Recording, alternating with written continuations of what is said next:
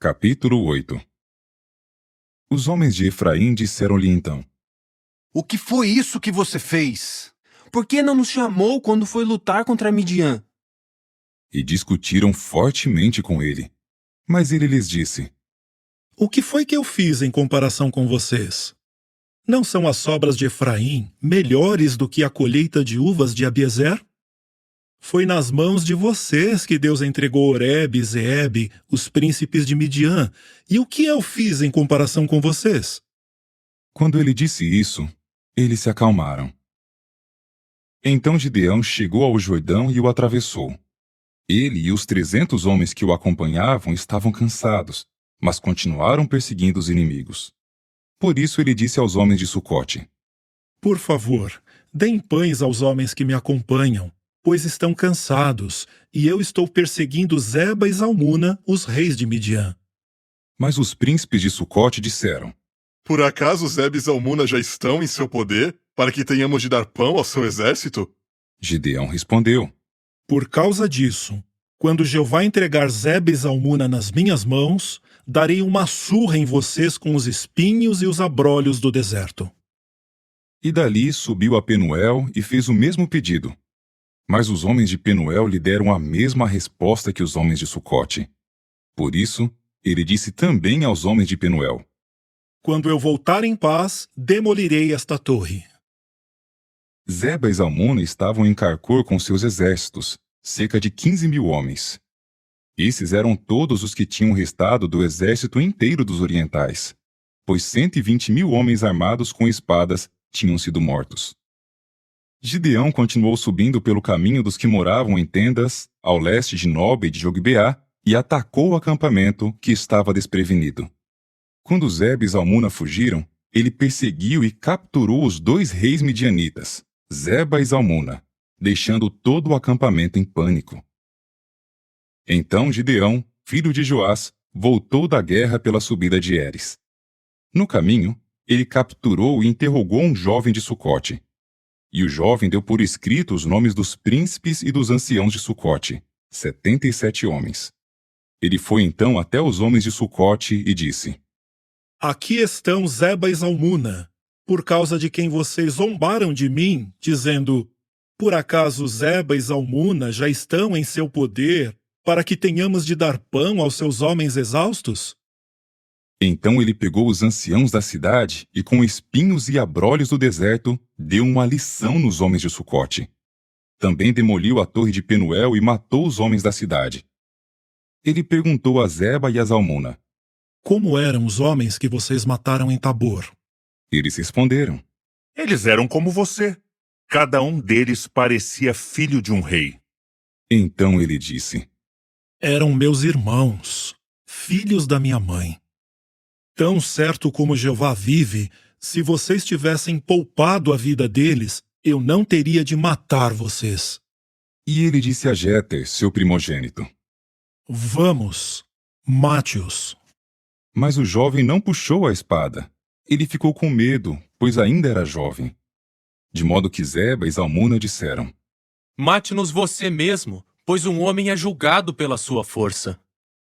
Portanto, Gideão matou Zeba e Zalmuna e pegou os enfeites em forma de meia-lua que havia no pescoço dos camelos deles. Mais tarde, os homens de Israel disseram a Gideão: Reine sobre nós, tanto você como seu filho e seu neto, pois você nos salvou das mãos de Midian. Mas Gideão lhes disse: Eu não reinarei sobre vocês, nem meu filho reinará sobre vocês. Jeová é quem reinará sobre vocês. Gideão acrescentou: Vou lhes fazer um pedido. Que cada um de vocês me dê do seu despojo uma argola para o nariz. Pois os ismaelitas usavam argolas de ouro para o nariz. Eles disseram: Certamente as daremos. Então estenderam uma túnica, e cada homem lançou nela uma argola para o nariz tirado do seu despojo. O peso das argolas de ouro para o nariz pedidas por ele foi de 1.700 siclos de ouro, sem contar os enfeites em forma de meia-lua, os brincos, as roupas de lã roxa usadas pelos reis de Midian e os colares dos camelos. Gideão usou aquele ouro para fazer um éfode, e o expôs na sua cidade, em Ofra. E todo Israel cometeu prostituição espiritual ali com um éfode, e ele serviu de laço para Gideão e para sua casa. Assim, Midian foi subjugado diante dos israelitas, e eles não os ameaçaram mais, e a terra teve descanso por 40 anos nos dias de Gideão. Então Jerubaal, filho de Joás, voltou para sua casa e permaneceu ali. Gideão se tornou pai de 70 filhos, pois teve muitas esposas. Sua concubina em Siquém também lhe deu um filho, e ele o chamou de Abimeleque. E Gideão, filho de Joás, morreu numa boa velhice e foi enterrado no túmulo de Joás, seu pai, em Ofra dos Abiesritas.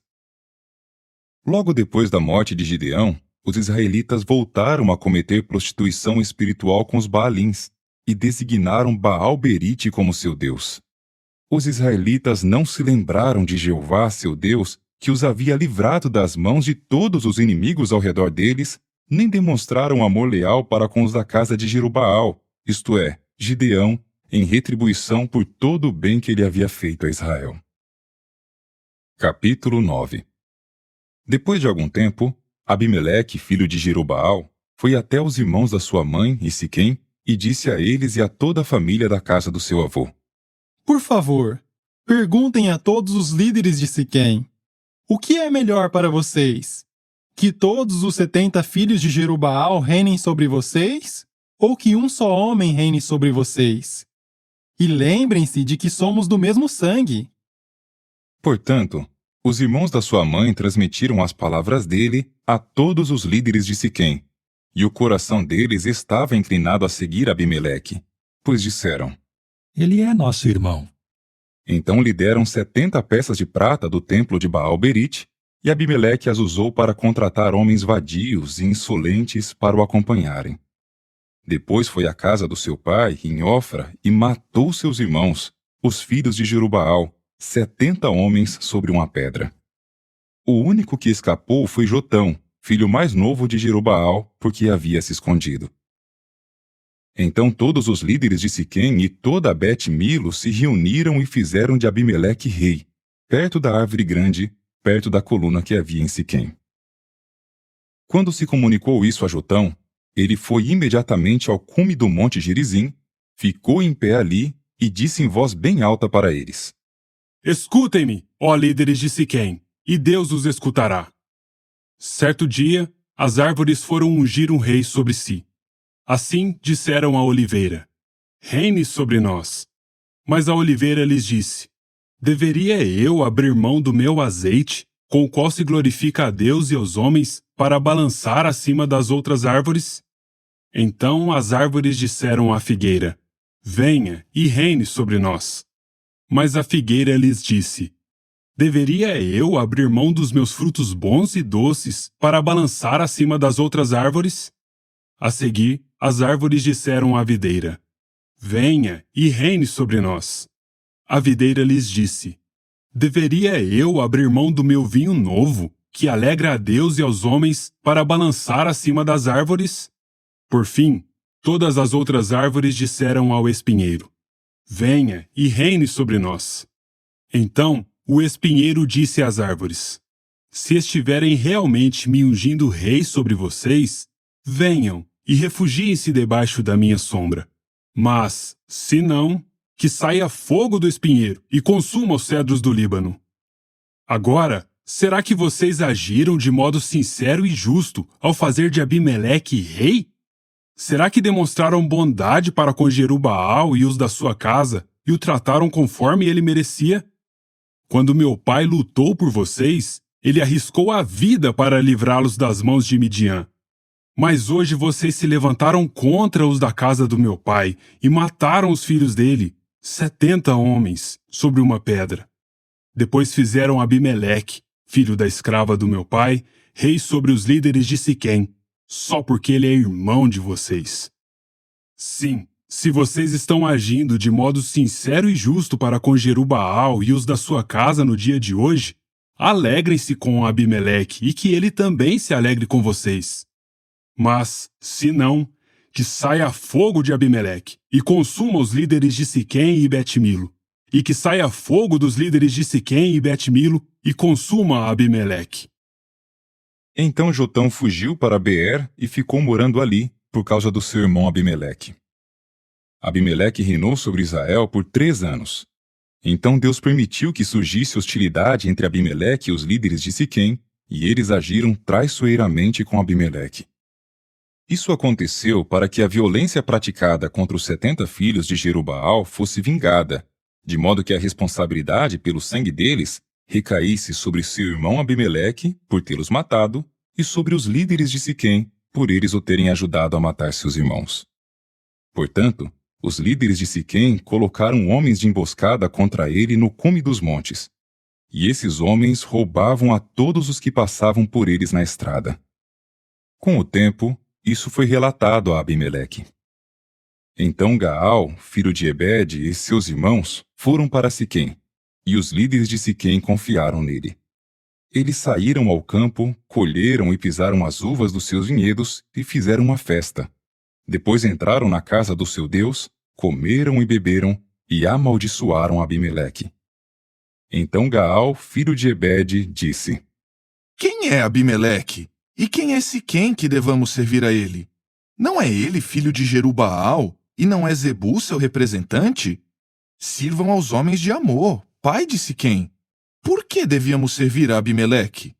Quem dera eu tivesse este povo sob o meu comando. Eu removeria Abimeleque.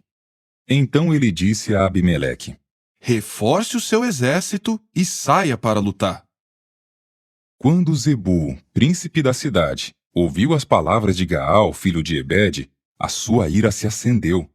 Por isso, ele enviou secretamente mensageiros a Abimeleque para dizer: Gaal, filho de Ebede, e seus irmãos estão agora em Siquém e estão instigando a cidade contra você. Agora, venha de noite, você e seus homens, e fique de emboscada no campo. De manhã cedo, assim que o sol nascer, saia e ataque a cidade. Quando Gaal e seus homens saírem contra você, faça o que puder para derrotá-lo. Portanto, Abimeleque e todos os homens com ele se levantaram de noite e ficaram de emboscada contra Siquém em 4 grupos. Quando Gaal, filho de Ebede, saiu e ficou junto ao portão da cidade, Abimeleque e os homens com ele saíram da emboscada. Quando Gaal viu o povo, disse a Zebul: Veja, há pessoas descendo do cume dos montes. Mas Zebul lhe disse: Você está confundindo a sombra dos montes com homens. Depois Gaal disse: Veja, há pessoas descendo do centro do território, e um grupo está vindo pelo caminho da árvore grande de Meonenim. Zebul lhe disse: Onde está agora a sua arrogância quando você disse: Quem é Abimeleque que devamos servir a ele? Não são esses o povo que você desprezou? Saia agora e lute contra eles. Portanto, Gaal saiu à frente dos líderes de Siquém e lutou contra Abimeleque. Abimeleque perseguiu Gaal, que fugiu dele, e muitos foram mortos ao longo do caminho até o portão da cidade. E Abimeleque continuou a morar em Arumá, e Zebul expulsou Gaal e seus irmãos de Siquém. No dia seguinte, o povo saiu ao campo, e Abimeleque foi informado disso. Assim, dividiu os seus homens em 3 grupos e ficou de emboscada no campo. Quando viu o povo saindo da cidade, ele os atacou e matou. Abimeleque e os grupos que estavam com ele avançaram e se posicionaram junto à entrada do portão da cidade, ao passo que 2 grupos atacaram todos os que estavam no campo e os mataram. Abimeleque lutou contra a cidade todo aquele dia e a tomou. Ele matou o povo que havia nela. Depois demoliu a cidade e espalhou sal sobre ela. Quando os líderes da torre de Siquém souberam disso, foram imediatamente ao esconderijo do templo de El-Berite. Assim que se comunicou a Abimeleque que todos os líderes da torre de Siquém haviam se reunido ali, Abimeleque e todos os homens com ele subiram ao monte Zalmon. Abimeleque pegou um machado, cortou um galho de árvore, colocou-o sobre o ombro e disse aos seus homens: Depressa! Façam o mesmo que eu fiz!